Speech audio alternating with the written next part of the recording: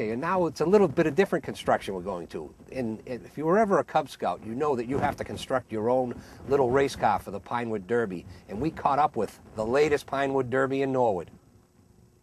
Good afternoon. My name is Bob Sicklick. I'm an Assistant Scoutmaster with Troop 42, Boy Scout Troop here in Norwood. With me is George Ruboy, former Scoutmaster of the troop.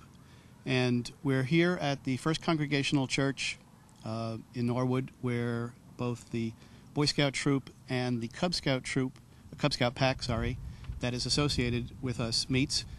Today, the Cub Scouts are having their Pinewood Derby race, which is an annual event, Cub Scouting around the country, where boys get together with their dads or parents or guardians, and they carve out a small pine wood block into a car and run it down a track, and I think you'll see that a little bit later.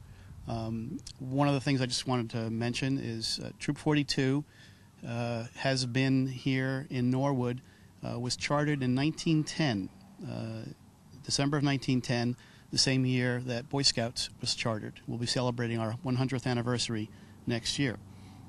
We meet here at Pingree Hall, named after Arthur Pingree, former reverend of the church, who was received the first charter for the church. Cub Scouting is for boys from 1st grade to 5th grade, and it's a parent and boy event. They do events like the Pinewood Derby, they do sleepovers, they do campouts, all with parental supervision. And the program was started because a lot of kids, way back when they saw their older brothers were in Boy Scouts, said, well, how about me?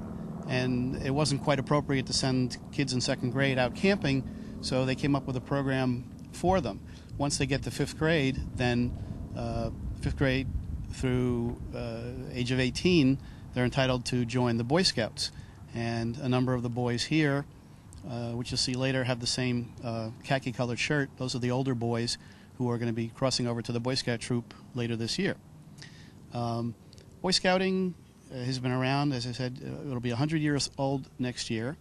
The troop is one of 2 troops still here in Norwood that has been running continuously, meeting here at the church, and it's past buildings for 100 years. And I asked George if he could be here today. George is was a former Scoutmaster of the troop back in the late 1950s, 1960s, and I asked him if he could come and maybe say a couple things about how Scouting has changed or what Scouting was like when he was there. Thank you, Bob. I'm George Ruboy. I came to Norwood in June of 1956. I had the great opportunity to meet a family that belonged to the church, and they were involved in Scouting. They heard I was involved in Scouting as a youngster, and recruited me to be the Scoutmaster because they were down to a few boys, and they needed a Scoutmaster or they would lose their charter. Well, I was concerned, would I qualify? We were very fortunate to be part of the Old Colony Council of Boy Scouts of America. Our Scout executive was William Rod Spears, who was an Englishman, trained as a professional scouter by Lord Baden-Powell, who was the founder of Boy Scouting in England. His wife founded the International Girl Scout Organization.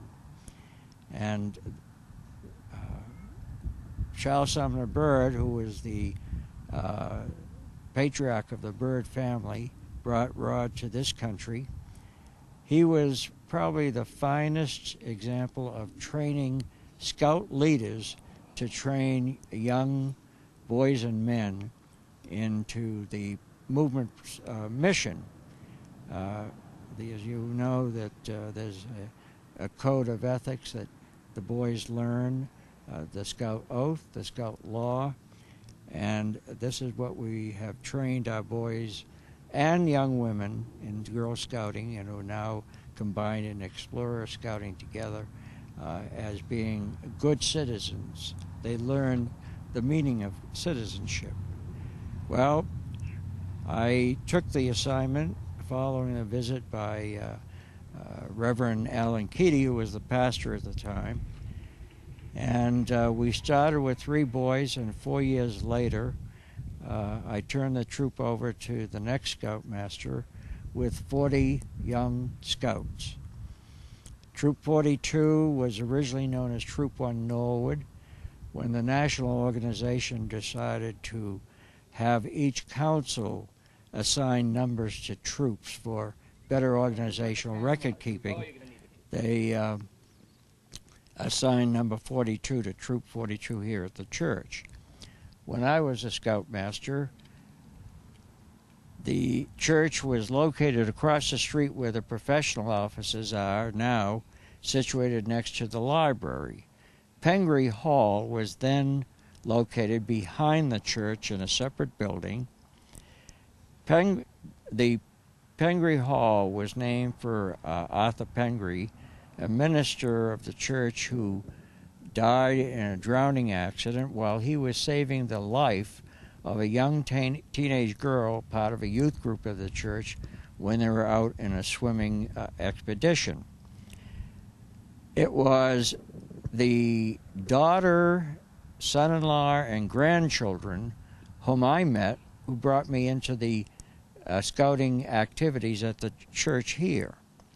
So we have a chain from Reverend Pengree to the lady he saved in a drowning accident, and I met her as her name was Mrs. Steele, and her daughter Virginia was the mother of the Trout boys. Mr. Trout was an executive with Bird and Son.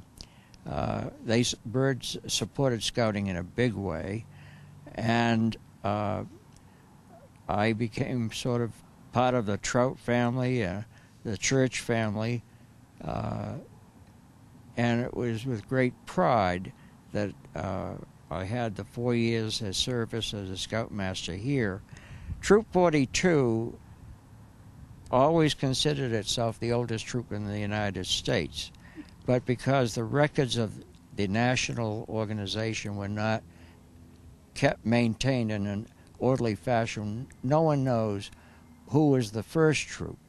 But it's one of the oldest, if not the oldest, continually chartered troop in the United States. Some troops were organized in 1910, possibly before Troop 42, but they went out of business. This has been continually chartered now, 99 years, and we're waiting for the 100th anniversary next year. I have also a book which you'll be able to picture later. This is the Den Chief's Den Book for Cub Scouts.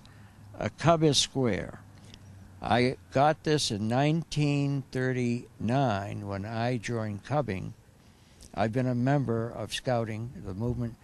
Now this is my 70th year, and this book was printed in 1937. So like the book, I'm an antique, but it's my pleasure to be here with Bob and to share in the wonderful experience of the Scouting movement, particularly at the Congregational Church here in Norwood. Thank you, George.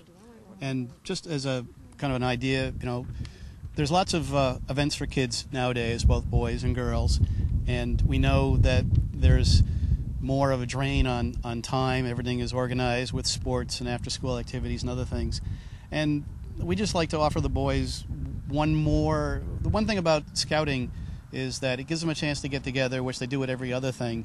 But as George said, one of the tenets of scouting is to try to build leaders and provide ethics and sort of a moral compass. And we like to, think we do that.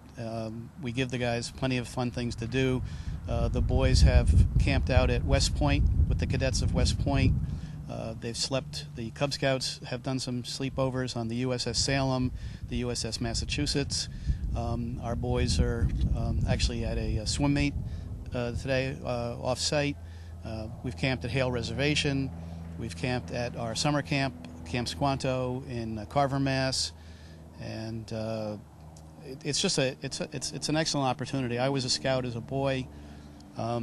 I've got two boys myself, and when they were of age to join the Cub Scouts, I kind of got dragged back into it, having been a Boy Scout. And as they went through Cub Scouts, I stayed with the pack here.